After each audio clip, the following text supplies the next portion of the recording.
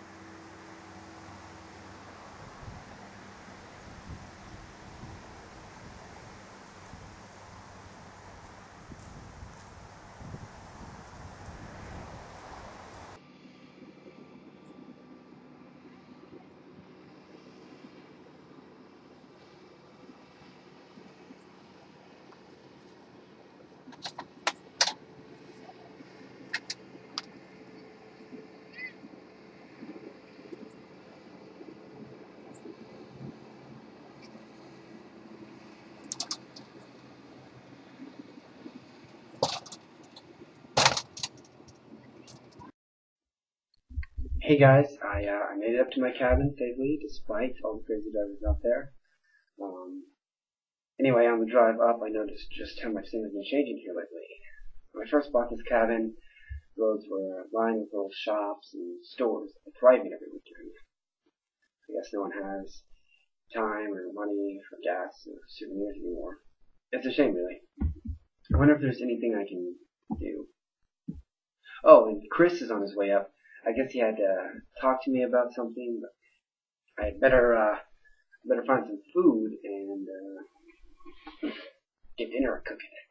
So I'll see you guys later.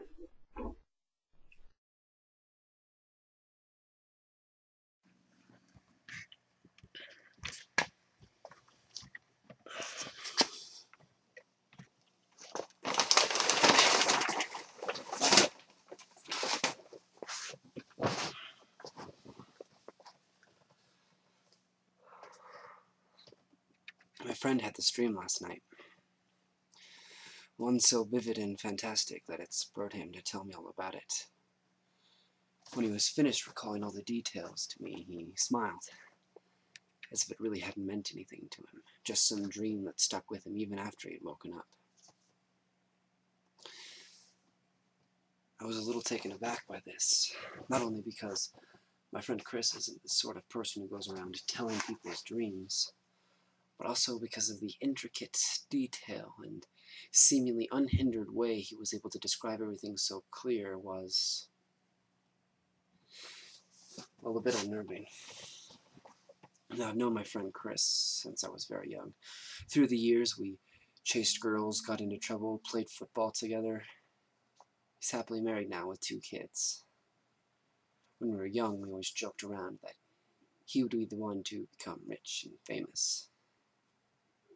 But somehow it's me who's the acclaimed writer living in luxury. No, my friend Chris is a simple man with a simple life, living the American dream, so to speak. I honestly envy him sometimes.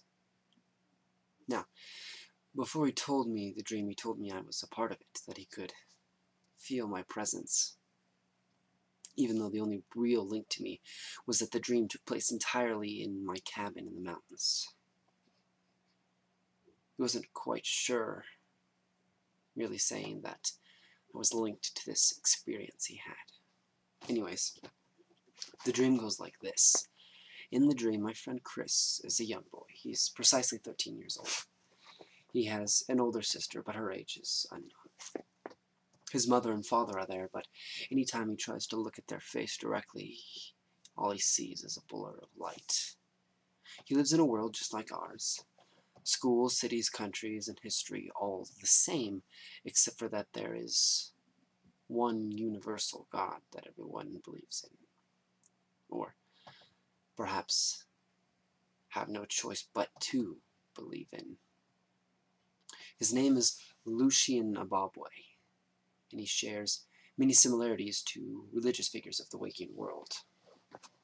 He lived to be the age of 31 and died as a self-sacrifice to save mankind. This is all thoroughly documented in a holy book, The Doctrine of Lucian.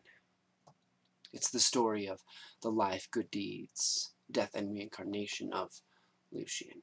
You see, when he died to save the world, he was reborn into the form of a massive jet black bull with raging red eyes and fearsome sharp horns and a golden crown that sat atop his enormous head. In the dream, Chris's family are firm believers in Lucian, but Chris isn't sure whether it's through genuine disbelief or the naivety of youth. He's not sure. One day, while in my cabin, which apparently was adorned with paintings and sculptures of Lucian, including a large wooden statue of a massive bull, painted black with sharp black horns and red eyes, Chris and his family sat next to the radio, listening to a program that was devoted solely to people calling in and proclaiming the wondrous works of Lucian and praising his name, even going so far as to say they've seen him in their everyday lives. Well, one day, while listening to this program, a different voice came on the radio. This one was a little sadder, a little darker than the most. Instead of praising Lucian's name and saying all these nice things about it, this caller cursed the name and said that he didn't exist and that no one should believe in him. Chris thought about this for a minute, realizing that there might be other people out there who also don't believe. But it was only a moment before he realized that someone was probably going to that person's house right now. Now the host of the show quickly changed the subject and turned off the caller, and while Chris's family sat there in shock, he realized that his mother and sister were staring at him. A bit of fear came over him because he realized that they knew he was doubting and that he didn't believe. Chris struggled to comprehend all the implications that were flying through his head. He got nervous, he got scared, and at that moment, time froze. He could move freely throughout the house, but his mother and his sister were frozen in time. The radio was off. Chris didn't know what to do, so he got up, he walked around into each room, and when he returned to the living room to try to get any sense out of this, the roof disappeared. And instead of there being a roof there, it was just a blinding light, a nebulous cloud of different colors peering down at him. It was so bright that Chris had to put his hand over his eyes to shield them. After a little bit of time, a golden staircase ascended from this nebulous cloud of colors. It spiraled down through the house and ended perfectly at his feet.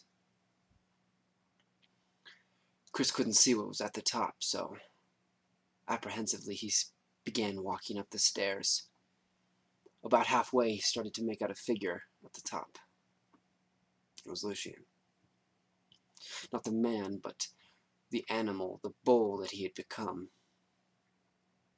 His red eyes stared angrily at Chris.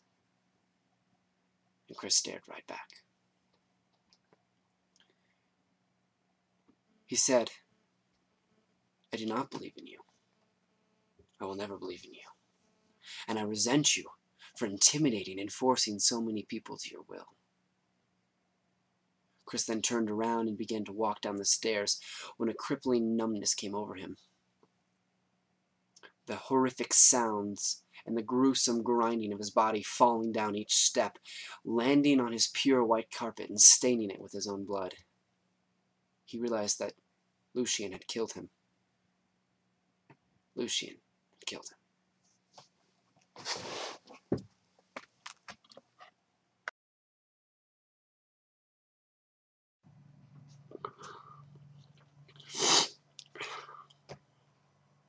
So, I'm having a little trouble sleeping.